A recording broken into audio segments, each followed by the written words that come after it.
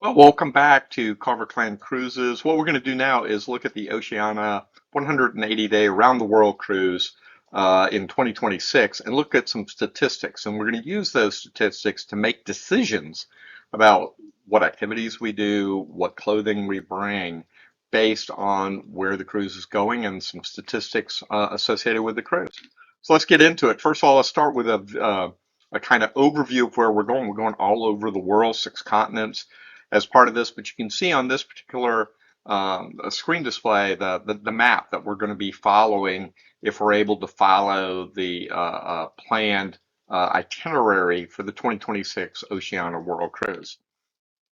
The agenda that I'm going to use for this is to look at some general statistics associated with the cruise, look at port and tender statistics, and then move into looking at the dew point statistics, how hot and cold will it get while we're out, and then finally look at clothing. And I've got a couple of bonus slides that I'll throw in that will help as well as in terms of decision making associated with a world cruise like this.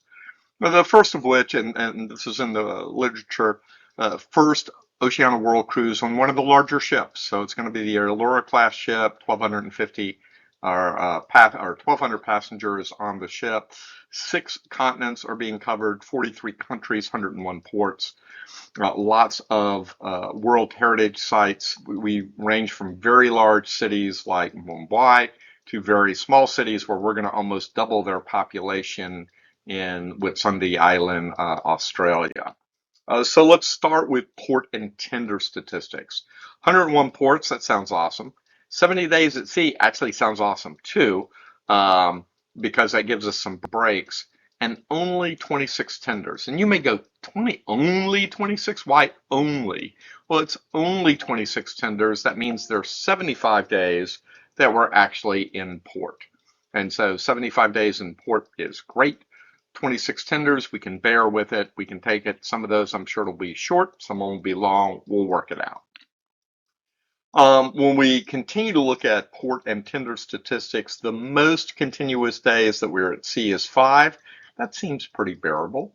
There's one instance of that as we're going from San Diego to Hawaii, and I think there's a second instance somewhere in the South Pacific. The most continuous days that we're not at sea, in other words, we're in a port back to back to back to back to back, is 11. That's a lot. And you've got to look at what you want to do, and maybe you're going to have to take a break day, or can you handle 12, tours in a row without a break? And the answer is maybe you can. Now, what makes this actually occurs while we're in Europe. What makes this a little bit harder is prior to that, there's a sea day and then 11 days in a row. But prior to that sea day, we have 10 days straight. So it opens a broader question. Can you go 21 days with just one day off? And some people are going to go, looking forward to that challenge. I can do it. And other people are going to go, oh no, we're not doing 21 days of tours with just one day off. We're going to split some things up. So again, that's why looking at the statistics, looking at the pace of the world cruise is important so that you can pick a tempo that's appropriate for you and your spouse or partner.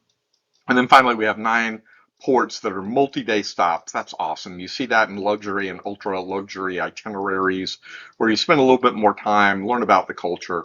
I'm really looking to seeing those 9 ports because there are a couple of them that we haven't been to before. So that's just going to be great. All right, let's look at dew point. And I know everybody talks about dew point every day. No, they don't. But dew point is really an accurate measurement of how muggy it is outside. And so what I did is I went through all the days and I went at when we were going to be there and what the dew point's going to be. And then I kind of broke it out using comfortable, noticeable, uncomfortable, miserable, and extreme. And I want to caution you, different people get muggy at different levels. If you are like me and you lived around the world and you were born and raised in the deep South in the United States, then you can tolerate more mugginess without really feeling it. And then there are others who are born in a dry climate and the mugginess will really hit them. So you're going to have to figure out where you fit. But this is the kind of standard scale that's out there. And as you can see, most of our days are comfortable. 108 days out of 180 are comfortable. 21 days are noticeable. We're up to almost 3/4 of the trip that are going to be really good. And then a fourth of the trip or so, a little bit more than a fourth, are going to be either uncomfortable, miserable, or extreme. We went back, my wife and I, and looked at, again, we're from the South. Those things that are miserable on this scale are actually uncomfortable to us.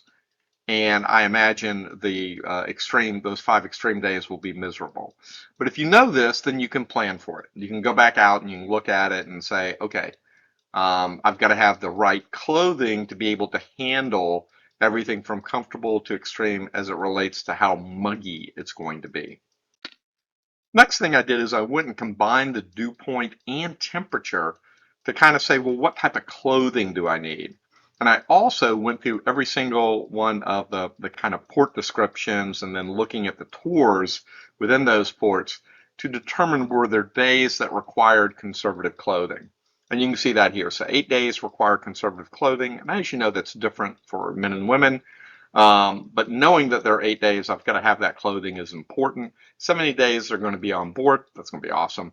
And then 10 days are cold, and it kind of surprised me. I was not surprised about Iceland. I was a little bit surprised that it was going to be cold in Chile and that area as we're coming around South America. So that, again, will guide what clothes I bring. 48 in the moderate, and then 54 hot. I want lightweight clothes during that, and especially if it's going to be those muggy extreme days. All right, a couple of bonus slides here. The first one looks at activity.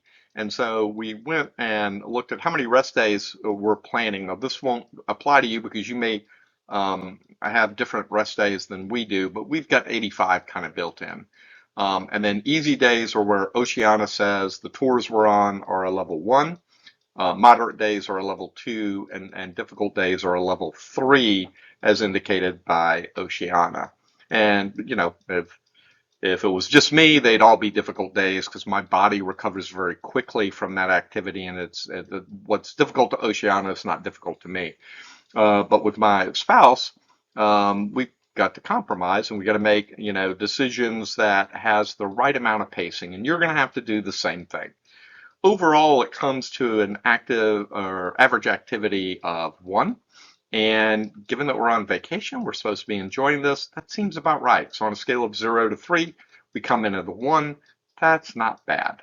And so we're comfortable, but you may be at a different point. And then the other thing we did is we looked at, on those tours, how are we actually doing it? And you can see that here. We've got 53 tours with Oceania, 17 tours with a company called Shore Excursions, 16 are with Vivitor or are self-guided, 70 days at sea. And then there are 16 days where we've added extra days to make sure that we're maintaining the appropriate pace, and it adds up to 180. Now, I understand when picking your tours, there are lots of people that only want to pick Oceania. There are lots of people that will pick anything but Oceania.